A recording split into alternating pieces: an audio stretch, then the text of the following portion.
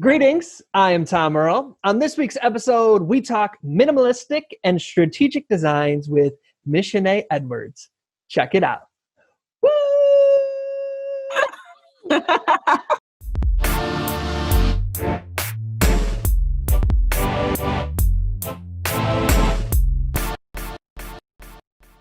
Greetings, I am Tom Earl, and this is my year of adventure. We know you could be anywhere, so the fact that you are here today sharing your greatest gifts, your time and energy, it means the world to me. I hope you know that in this moment you are valued, you are loved, and you are appreciated just as you are. As you can see, I am not alone. I have an amazing guest. She goes by the name of Michanae Edwards. How's it going today, Michanae? Good. It's going good. Yeah? How's the week treating you? The week has been pretty good. Nice. So, yeah. Good day, good week. Great interview. Hey. Do you mind if I introduce you to the good folks out there via reading to them your bio? Is that cool? Yeah, that is absolutely cool. Michanae Edwards is the owner and designer behind Michanae's Designs. She is an island girl from Ocho Rios, Jamaica. She specifically works with female service providers who are interested in a more minimalistic, holistic approach to design. Someone who's looking for a website and a brand to be designed strategically to achieve a certain goal. She loves natural tones, warm tones, pastels, clean thin line, beautiful photos, and typography to match. Damn, there's a lot of folks that are like, you just described what I want my website to look like. They're going to the show notes already to book a call with you. Great bio. Thanks. Of course. I always like to start the interview by saying to folks, the bio's dope. Hell yeah. And there's things about you we'll never get to know just from the bio. Mm-hmm. So we start with the prompt. If we really knew you, if we were your friends, if we spent a bunch of time with you, what's something about you that we would never learn just from the bio? That I can be very silly. I love to make people laugh, so that's definitely something that you'd never learn from my bio. That's what's up. So let's do some origin story. Did you always know you wanted to design websites with natural warm tones, pastels, clean thin lines, beautiful photos, and typography to match?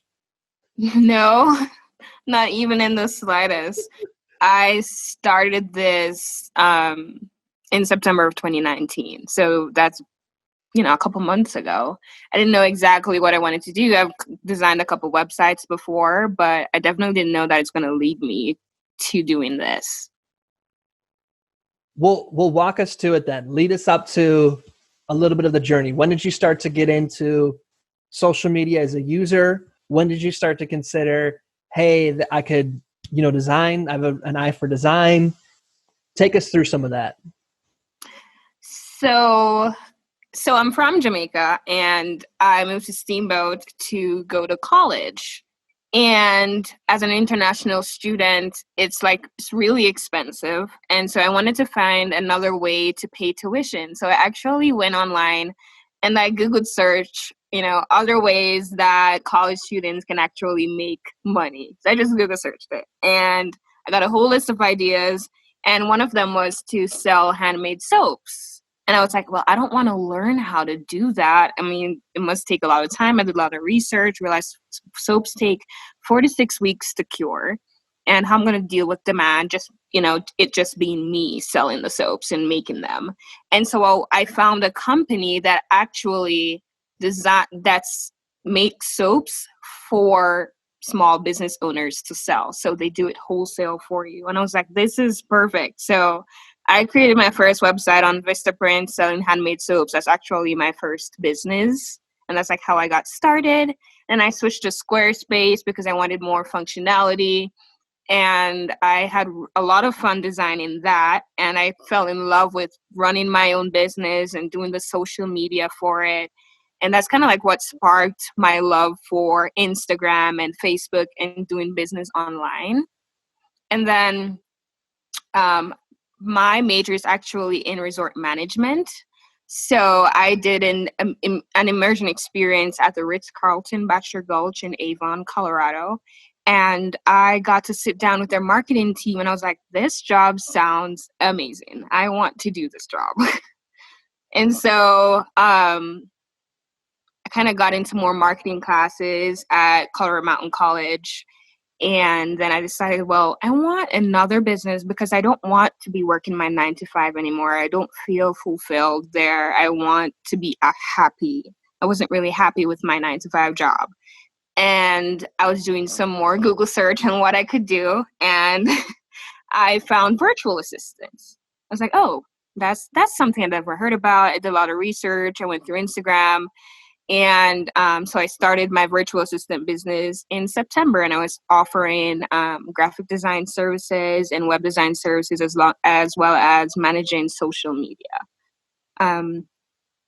And from that, I just switched it all to design because that's what I was happiest doing, because I didn't really like managing other people's social media content because it's so tiring and it's so much work. So that's like that's how the journey went. That's what's up. I'm thinking back, like, I don't know if you lived in a dorm, but like, what are they expecting a college student? Were they expecting them to make the soap? Like, were you supposed to let it sit and like, but the white label approach, yeah, that's good to go. That's cool. Yeah. Where do you think, I always like to kind of get to the heart of for people, our guests, to hear like where certain decisions we make, where that inspiration came from. So, even breaking down that you're the kind of person that's like, what can I do? Let me Google it, versus a lot of people would probably be like, let me go put in an application somewhere and do like that kind of college job. What do you think was within you, or where do you think that inspiration came from to be like, I want to do it the entrepreneurial way? Honestly, I mean, I've never really thought about why do I want to do it my way. I mean, I got my first job at Colorado Mountain College, and it was as a barista, and I hated being told what to do.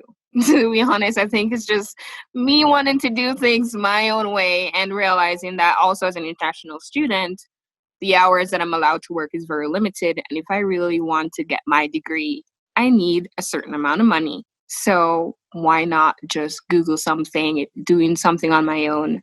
That's kind of like what led to that. I dig it. That's awesome. The other thing then is for you, and I know these might seem like out of the field questions, but there's a lot of people who then say, okay, I'm going to do it the entrepreneurial route.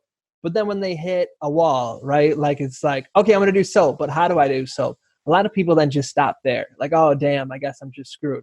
But you're like, no, I'm going to do this. You found a white labeler, all these different things. Where do you think that came from for you? Where you have this like, nothing will stop me. I will figure out, I'll pivot. I got to do it. I'll do whatever. Where do you think that came from? I'm a pretty persistent and determined person. Once I make up my mind to do something, I get it done.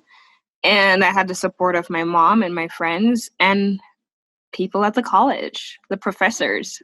All of them have some kind of background in some kind of business, and I used them because a lot of them had consultant businesses other than, being a teacher. So I used that opportunity to use my business in classes for case studies and stuff so I could get free advice on what to do. And it kind of worked out that way. So that's why I kept pushing on, because I had that support. That's what's up. I like that. Yeah. So let's get into some of the nitty gritty stuff. Okay. So you mentioned Squarespace. That's personally what I use. So if someone's approaching the landscape of where to start, Wix, Squarespace, WordPress, those are the three I know. I'm going to be honest. Where would you recommend that they get started? What are the pros and cons to both? What are your thoughts on which website?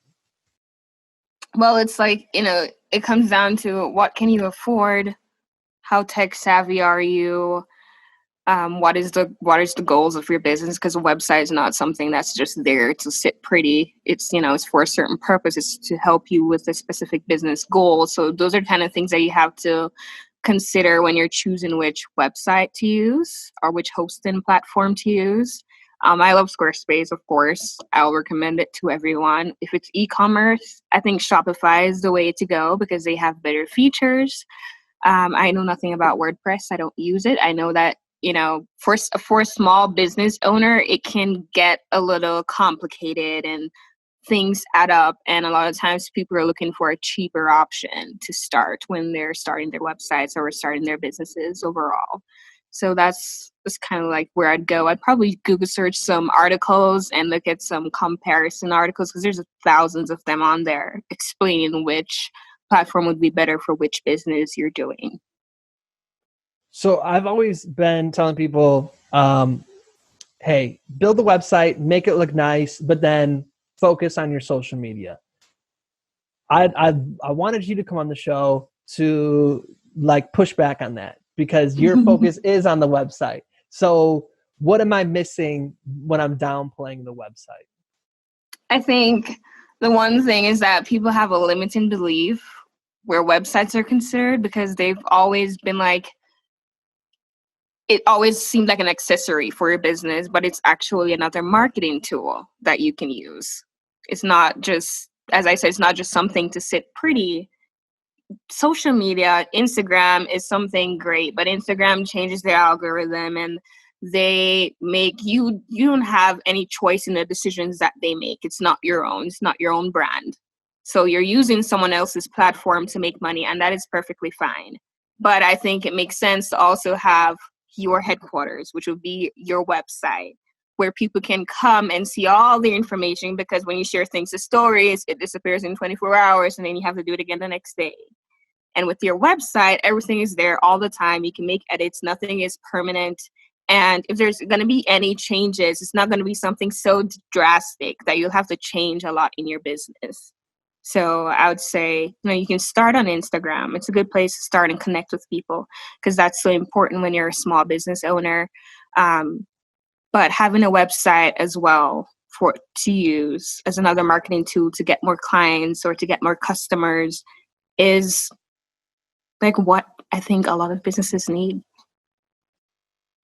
So let's say now I'm like, you sold me. I'm in. Let me do this website. What are some of the most common mistakes or design flaws that you see people doing in their website? They make it all about them.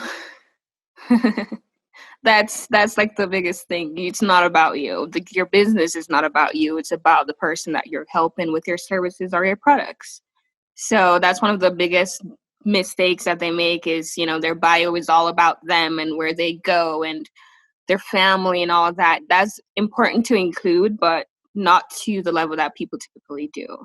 And then you're as the designer of your website, you're responsible for guiding that traffic that you get to the goal that you want, whether that be to book them on a discovery call or whatever it is. So a lot of times people forget that you have to think about the user experience when you're designing your website. So you need to guide them on that journey to becoming your client.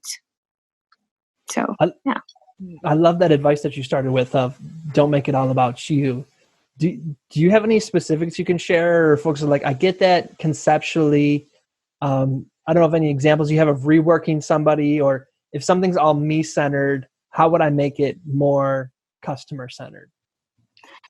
The way to make it more customer-centered is to using hitting their pain points in the website. So, you're as the business owner, you're providing a solution to their problem, and sometimes they can't put that together in their head. So you have to put it on there on the website. So you need to hit their pain points. If they're struggling with making $500 a month, then you're going to hit that. You're going to hit their struggles, and then you're going to say, hi, I'm the solution. This is what I can help you with, rather than, hey, here's a list of the things that I can provide. You have to I can help you with this specific thing. Okay. So you had also talked about the flow of the website, right? So how should I consider the flow? Where do I want people to go? What are some things when it comes to flow that folks are getting wrong and should be keeping in mind?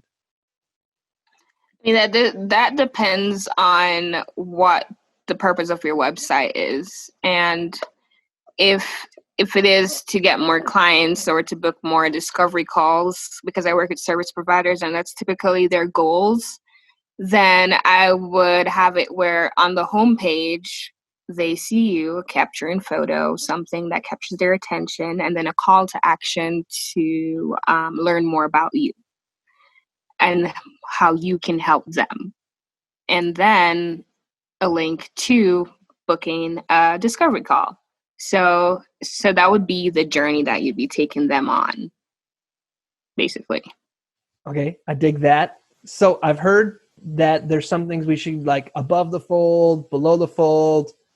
Talk to me a little bit about what people should be considering when it comes to those, and maybe if you could talk about what that means. Yeah. So above the fold is where someone is the part where someone sees before they scroll on your website. So that's exactly what they see before they scroll. Right there is important because it takes 3 to 5 seconds to capture the attention of your potential client. So I would actually have, a good photo of you maybe, or just a nice captivating photo, a call to action, and a one-liner explaining how you help that person. So I would have on my website, I help service providers to book more clients through strategic web design. And then they know, okay, well, I want to learn more because she's, providing a solution to my issue. And then you can have a call to action for them to learn more. And that could be going deeper into their pain points and then setting up yourself as the expert to provide that solution and so that they can jump on a discovery call with you. So your description of what you do, you're able to, in an Uber, in an elevator, anywhere, be like, boom, this is what I do. You have it so clearly stated for folks who are having like hashtag goals or some jealousy of, I want to be able to describe what I do in a clear, succinct call to action manner like you do. Could you walk us through the journey of how you created your sentence, your unique selling point, all that kind of stuff? So I kind of decided like who I wanted my ideal client to be, and I kind of drafted up an avatar. And then I listened to the people. I did market research, identify their pain points, and I'd use that to, make my one-liner. The one-liner is supposed to address who you are, who you serve, who you want to help. And a lot of times, it's kind of hard to make it a one-liner, but you get it pretty quickly because then that's like what you put into your Instagram bio. So a lot of times I tell people, whatever you put in your Instagram bio, it could possibly be used for that one-liner on your website. So basically, you just think about who you want to help and how do you help them. And a lot of times people are in business because they want to make more money. So that's typically the selling point right there. They want to make more money, and you have the solution to help them make more money. I love that. It's like, if you're helping other business owners, put in there somewhere, you're helping them make money and your solution to get them there. Yeah. You had talked about market research. If you're willing to share some trade secrets, what did that look like for you? Did you get on the phone with folks? Did you send surveys? What did you do for your market research? So I went into a lot of Facebook groups. I joined a lot of Facebook groups. There's a lot out there for women entrepreneurs and business owners. And I just go in there and ask a couple questions, like, can you answer these questions for me? Like, what's some of your struggles with designing a website? I'll ask a question like that, and they'd post a bunch of, their answers, what their struggles are, and I'd pick words that are being used frequently to help me to, kind of build up the copy for my website. Because when you're using those words back to them, then you're like, oh, you're speaking my language. You know exactly what I want help with. Stuff like that. That's how I do the market research. That's what's up. If you don't mind sharing, do you have any recommendations for folks who are doing, they're serving service providers like you, or they're wondering, how do I get additional clients? Do you have any advice on that? I am currently learning the best way to serve, the best way to sell. The best way to get more clients is to sell to them. So I'm learning how sales can't be sleazy. And there's a bunch of business and sales coaches on Instagram who are teaching you how to do that. The best way to get clients is to sell to them and to show who you are. So being authentic on Instagram and sharing your story, because that's how people purchase now. They purchase based on something personal a lot of times, something that they can relate to. Because there's so many web designers out there. What's the one thing that makes me stand out? Why work with me? Because I like the color yellow. I don't know. There's certain things that people pull from your background or stuff like that helps them to connect, to make that decision to work with you. I dig that. There's one of the reasons why I wanted you to be on the show was, of course, all the things we're talking about. But your design is so consistent. When I was on your Instagram page, it's very, very consistent, where your design communicates an emotion and a feeling, which I think is a huge part of brand. How do you do that? How do you stay so consistent in your brand's communication and presence? So when I'm with choosing my colors and all of that, I use psychology to use which colors represents me and which colors attract my ideal clients, and I don't stray from that. So I would pick, for a normal business owner, I'd probably pick 3 colors that represents them and attracts their ideal clients, and they can find out a lot about color psychology via normal Google search. There's a nice article by 99designs.com that will help them to pick the right colors for their brand. And then they can put that into canva.com. A lot of business owners use Canva. So you can put those colors into Canva, and whenever you're creating graphics, make sure you use those same colors. That way it becomes consistent. And whenever someone sees your page and they're like, oh, that's her colors, and every time they see a post by me, they know it's me, and then they're ready to read it. Consistency builds loyalty. That's what's up. And if you don't mind me doing a little plug, one of the go-tos for me for color psychology is Minaj Han Studios. Minaj Han Studios. So if y'all want to DM me, I can share with you her link. She's a color psychology genius. Cool. So let's say I'm listening. I'm like, what? 3 colors around that'll attract my customer? People are like, I'm so hyped about that, but what? Is there anything else you can clarify or add on to that? Because that sounds really cool. I guess you think about how you want them to feel when they interact with your brand. And so, for example, blue is a very used color. I mean, over 50% of logos or brands have blue in their what do you call it? Their palette, their color palette. So blue means, you're trusting. They can trust you. You're reliable. That's why a lot of banks use it, and real estate agents. That's a good color to use. That's kind of how you know which colors to choose based on how you want them to feel and what you represent. So if say you're a yoga instructor and you're about balance and harmony, then you pick green. There's stuff like that you can find online, what the colors represent, and then you can use those how you want them to feel for them to choose the right colors for the brand. Do you have any general design advice you can share with folks who are maybe in Canva and are like, I'm using Canva, but everything comes out looking like I finger painted it? Do you have any general rules people should keep in mind? Less is more. That's the biggest thing. Less is more. You don't need to tack on a bunch of different elements to your design when you're designing in Canva. I hate seeing photos with text over it. A lot of times it can be busy because then it detracts from where you want your potential client to look at. So a lot of times text on a simple blue or whatever your brand color's background is perfect. And it looks minimal and it looks clean, and people can just read what's there and not think about what's on the background.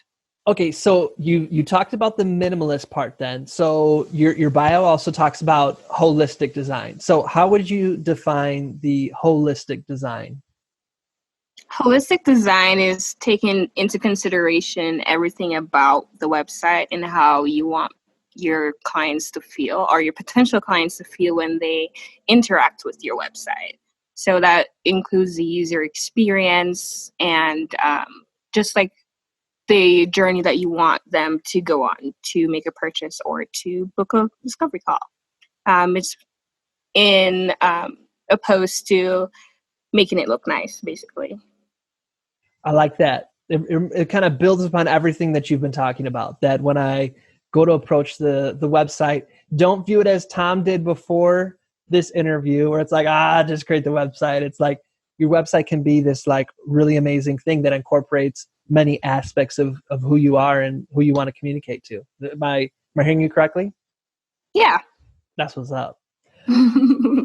So we've talked about almost everything except for, you mentioned typography at the end, typography to match. So it sounds like typography is very important to you. So for folks out there who are like, I've heard that word before, but what is it? Could you define typography and then talk a little bit about your passion for it? It's basically the font. Whichever font you use, that's what typography is. So fonts also convey a certain feeling to your potential clients. So depending on how thick they are or how many curves are in the lines, stuff like that kind of conveys a certain feeling to a potential client subconsciously, because people aren't thinking about it that way. But for example, serif. The serif font is used very heavily around the world. Like almost every brand uses the serif font. And that's because it's familiar and it's traditional. And that way people can easily recognize it. And it kind of stands out. So if I'm not sure, default to serif? Definitely. This is, I'm gonna be honest, this is usually like, so I use Spark, Adobe Spark, and I use Canva. And I can sometimes just go into a rabbit hole of like, no, this color. And then once I pick the color, I'm like, no, this font. And it's like, I could just go like on and on and on. What's your advice for people out there who are like me, where they're just like obsessing upon changing both those things over and over again?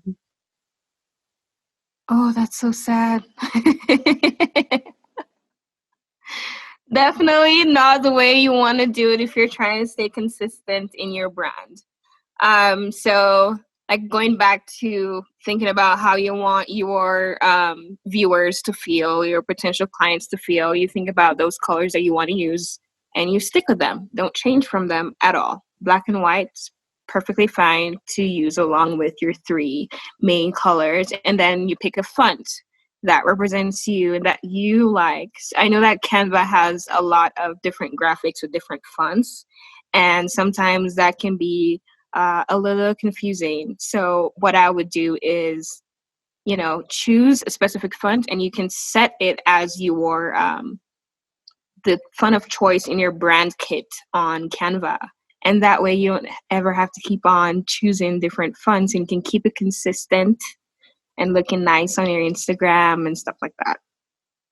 So this is great. So we're getting tactical. So I have my brand colors, right? So it's blue and purple. But then for the flyers I do for each week's episode, we kind of design the flyer around like the energy that the guest brings. So that's where like the colors are different, the font's different, all of the flyers look different. Are you saying, Tom, stop doing that? Like create a uniform look to your flyers, or for your each show, or what's your advice on them on that? Am I hearing you correctly, or? Honestly, it's your Instagram. So I think you keep the colors your colors. You just use your colors, having the picture of the interviewee there and your words or whatever it is, it's fine. I don't think you have to change to the energy that they're putting off in the interview. Well, I guess I'm looking for like help me. Your Instagram's like so dope. Like it communicates so well. And I feel like mine's a little bit all over the place.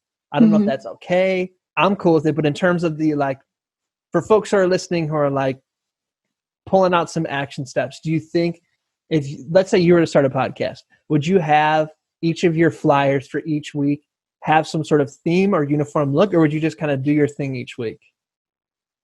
I would have them have a uniformed look, because then without people, because people scan things so quickly, a lot of times people don't read half of the things that we post. They read some parts of it.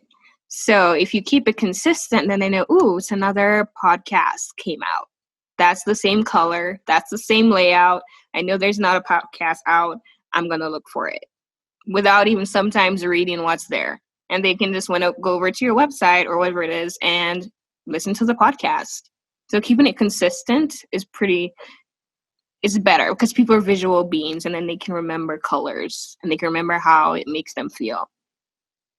And so what would you say is like step one time to doing that is listen to this episode all over again, or like listen to the tips I've already given you, damn it, Tom? Anything you want to add on? If I'm like, boom, you gave me an aha, I want to apply that knowledge, and any starting point suggestion?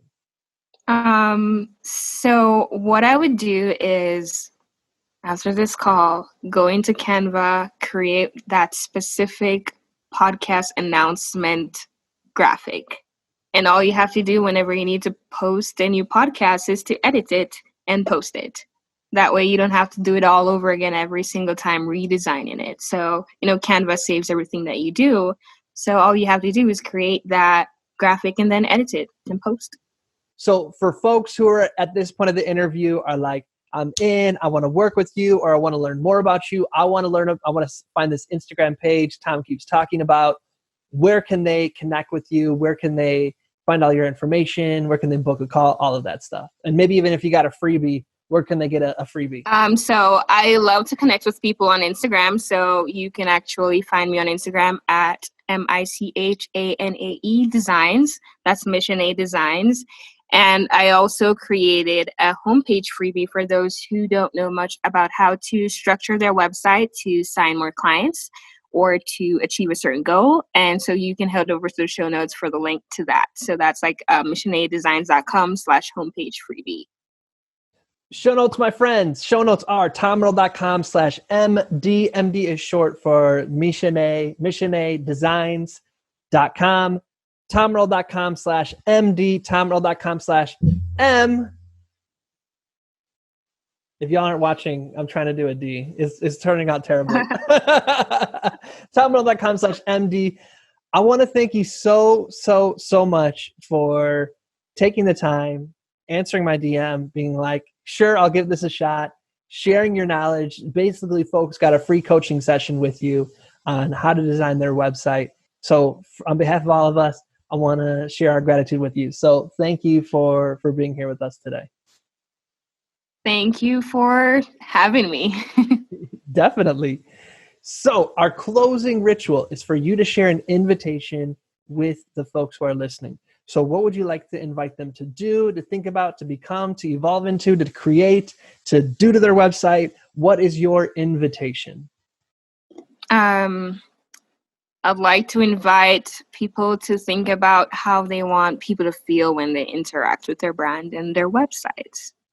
So that's so important in like these times, and there's so many websites out there and there's so many brands. You want to work with people who like you and who you like and who values the same things. So think about that when you're going into the process of branding or designing a website. Thank you once again for being here with us. I appreciate it, and I appreciate the invitation that you shared with us. So thank you. Thank you. And to all of those who are watching, as always, we're wishing you peace and blessings. Thank you. One more thing. I'd love to continue the conversation. Feel free to join me at tomriddle.com/join. Subscribe below, or let's connect on social media. Tom Earl Artist. Thanks again for watching.